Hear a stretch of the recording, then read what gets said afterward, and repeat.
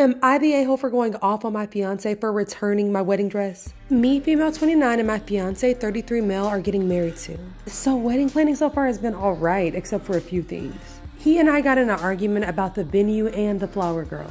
And most recently, we've been arguing about my wedding dress. I know this might sound a little bit cliche, but ever since I was really young, I always dreamed of having my very own beautiful wedding dress. I can afford it, but my fiance thinks that it's ridiculous to spend $2,000 on a dress that you're only gonna wear once. And yeah, he may have a point there, but for one, this is the typical price of most wedding dresses. And for two, a wedding is a once-in-a-lifetime thing. Why not make it special? Anyways, my fiance wasn't convinced, and then he suggested that I rent a dress instead of buying one. Then he said, "You're so irresponsible with money. I mean, look at how much you already put aside to rent a face and get fake hair." Which by that, he means hair and makeup. I felt like he was judging me for wanting to look good on my wedding day. But I have this vision of what I want to look like. And honestly, I think that that's my right as the bride. I went ahead and purchased the dress anyways, but a day later, I found out that it was missing from my closet. I started freaking out and my fiance told me that he returned it and got the money back. I was shocked and asked him why. He said that he thought the dress was ridiculously expensive and that I was wasting money, and again, suggested that I rent one.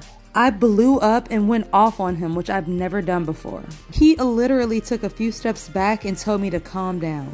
I said he had no right, and I'm the one who's paying for the dress anyways. He got upset and had the nerve to say, "There's no I'm paying for it myself in marriage, and that my attitude is setting a tone for the type of dynamic that we'll have in our marriage." Then he started going on about how I must expect him to pay for everything while I get to keep my money and spend it irresponsibly.